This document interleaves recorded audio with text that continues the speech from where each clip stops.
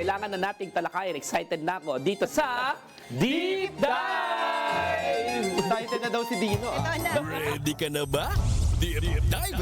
Deep Dive! Oh. Excited kayo. Umpisan mo. Eh, nagtataka lang ako. Kala ko, hindi ko papatulan yung hamon mo. Okay. Saan ka nagtataka? Nagtataka lang ako, sabi nila, meron na raw rekomendasyon yung ICI. Di ba? Pero, ano bang different dito sa findings dapat ng Blue Ribbon Committee? Hindi ba itong Blue Ribbon Committee, sila pa nga may subpoena powers. Sila pa nga dapat yung nakapag-fact-finding na mas maayos kaysa sa ICI. Kasi yung ICI, walang subpoena powers. No? Ano ba ang kinakatakot ng mga senador? At nasaan na ba yung fact-finding, lalong-lalo na, at saka yung pagpapakulong dito sa mga tiwali? Bakit wala na nakukulong?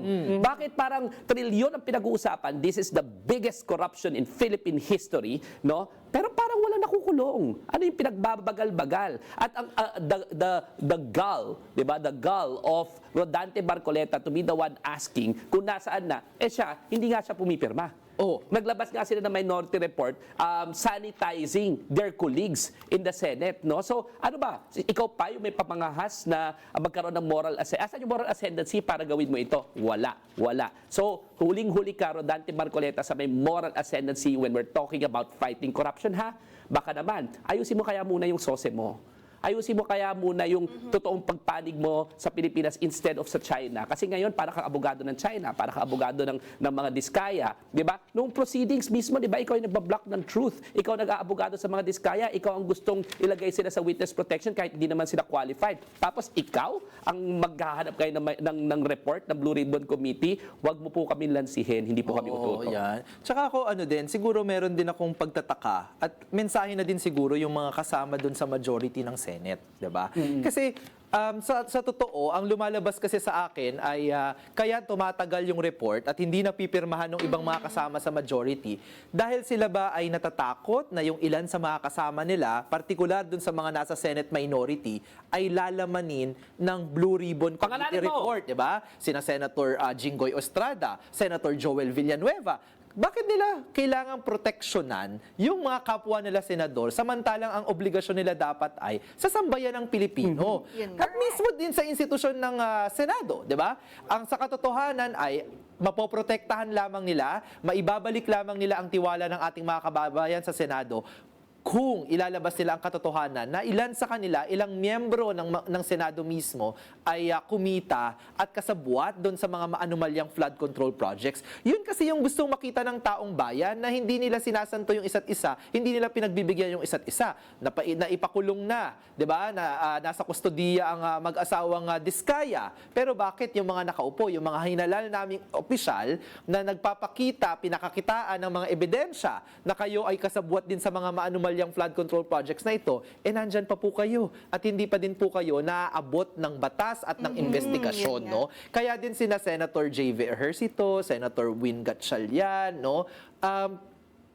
Kayo po ay tinatawagan namin na bigyan nyo ng mga, parang bigyan nyo dangal, no? Yung inyong katungkulan bilang mga Senado, no? Ako ang sa akin din, no, ibalik natin sa usapin ng ang kinaiba ng Blue Ribbon Committee at ng ICI. Tandaan natin ang investigasyon ay in aid of legislation. Mag-iisang taon na, yung mga kahinaan na inabuso ng mga kurakot niyan ay nag-i-exist pa rin dahil wala pang sapat na legislation para tapalan yung mga pagkakamali o kakulangan na yun. So ibig sabihin, bukod sa hindi natin napapakulong at napapanagot yung mga dapat managot, may kahinaan pa rin yung mga batas at mga proseso at polisiya natin na maaaring maabuso pa din. Mag-iisang taon na, baka meron na naman ulit nangyari na hindi natin napapansin. Ano ba ang proposal ng mga senador na nag-imbestiga? Wala pa ako narinig na proposal, no? Kasi kung ang recommendation nila is mag-preliminary investigation, andyan na yan, nagpe-preliminary investigation na eh. So, wala ring end practical effect pala kung wala rin silang proposed legislation, no? Gusto ko lang dalawang bagay i-add, ha. Una,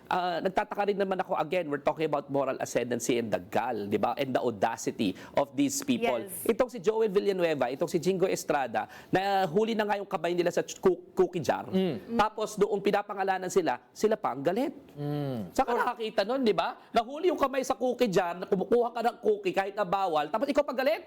Di ba? Anong klaseng kakapalan ng mukha, the audacity of these people, no? To act na pumalag, na lalong-lalo na, sila naman yung may kasalanan kasalanan sa taong bayan, yung una. Pangalawa, gusto ko lang i-highlight no, na nasaan rin yung report doon sa mga kumita rin sa House of Representatives. Kasama na, supposedly, si Polong na hindi na hindi ma-explain yung kanyang 52 billion pesos na naka-allocate for infrastructure projects supposedly sa nag-iisang distrito sa Polong. Sino nga yung kontratista daw nun? Oo nga, mga Diskaya, di ba? Oo, tsaka yung kapartner ng mga Diskaya? CLTG, Christopher Lawrence Tesoro Go. 'Di ba? So, asa napunta at bakit hindi ko nakikita yung mga infrastruktura at bakit bumabaha pa rin sa Davao City? 52 billion pinag-uusapan in one district. That's huge, no? At dapat maisama yan sa rekomendasyon. So, kung hindi pa yan maisama sa rekomendasyon ng Blue Ribbon Committee, hindi yan maisama sa rekomendasyon ng ICI, palabas lang ba ito? And nananawagan kami sa administrasyon ni President Bongbong Marcos na kung seryoso ka talaga sa pakikipaglaban sa korupsyon, kailangan ipakulong itong mga ito. Otherwise, we will not trust the process anymore. Para ba tayo nagpapalabas lang dito at parang dinidribble-dribble lang, you're kicking the can down the road, pero hindi kami nakakakita ng results. Kailangan ng taong bayan ng resulta. Binabaha pa rin kami, hirap na hirap pa rin ng taong bayan, tumataas ang presyo ng langis, tumataas ang presyo ng lahat ng bilihin, tapos itong mga ito nagpapakasarap sa pera ng taong bayan. No? Kailangan may makulong. Hindi kami papayag na walang makulong. Isama sila Jinggoy Estrada, isama sila Bongo, isama sila Villanueva, isama si Polong. Correct. Ito na po, nasulat na po namin yung buong Blue Ribbon Report, di ba? Ipapaalala ko lang. Pirma na kami dito para matapos na yan. Ipapaalala ko lang, parang sa basketball, di ba may shot clock? Ito rin may time element. Kasi ang balita ko, March 20, mag-a-adjourn ng Senado at ang Kongreso. Okay. So kung hindi natin mapipirmahan itong report, mabibitin yan or maa-archive. Tapos pagkatapos nito, pagbalik ng legislative natin, halos isang buwan lang yung susunod na period for session. Tapos konti na lang, eleksyon na. So, gaano katagal ang natitirang oras para maaksyonan itong mga kaso na ito? Very short period of time. Dapat lahat ng aksyon, ang pagpirma, ang pagsampa ng kaso, dapat lahat nangyayari na ngayon. So, sa akin, anong hinihintay ng mga taong ayaw kumilos? Bilang isang political observer din, panapanahon nakakatanggap tayo ng mga balita, chismis, 'di ba? Na yung minority sa Senado ay talagang sinusubok nila, 'di ba, na makudeta si Senate President Tito Soto, yung buong majority coalition ngayon, 'di ba? Hindi yan mangingimi kahit isang segundo pag nagkaroon sila ng oportunidad na makabalik sa Senate majority, makabalik yung committee chairmanship, no? Makabalik yan kay Senator Marcoleta halimbawa, hindi yan mangingimi na baliktarin ang istorya at kayo kung sila no yung pipirma diyan matagal na po silang nakapirma. Kaya panawagan din talaga to do sa Senate majority na wag niyo na silang antayin pa, o wag niyo na silang bigyan pa ng oportunidad. Malinaw yung investigasyon, malinaw naman doon sa mga paunang testimonya na may mga bahagi ng Senate minority na involved sa maanumalyang flood control projects. Pirmahan nyo na po yan. Obligasyon nyo yan bilang mga senador. Panawagan rin to kay Boying Remulla. Ombudsman Boying Remulla, nangako ka. Nangako ka sa taong bayan na pananagutin mo ito. Tandaan mo nakatakas na si Joel Villanueva before sa ombudsman. Papayag ka ba ulit na matakasan ka? Di ba nangako ka na tutugisin mo itong mga magnanakaw na ito? No? Sana tuparin mo ang iyong pangako. No? Galaw-galaw po tayo. Medyo natatagalan na po ang taong bayan. Natatagalan na po kami. Nauunahan pa ng pagtaas ng presyo ng lahat ng mga bilihin bago sila mapanagot. Last year pa ito. This is so last year. Until now, nandyan pa sila. Sila pa ang pinakamaingay. Sila pa ang nangangahas na kumuha ng kapangyarihan sa Senado.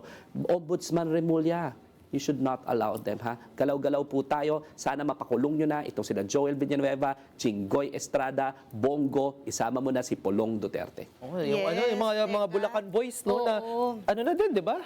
Nasa custody na din yung mga Bulacan boys, di ba? Andiyan na yung mga piyesa, di ba? Ano pang kinihintay natin para kumilos? Oo, teka, bilang timekeeper. For the time... May shot clock. Timekeeper ako yan. Time out muna.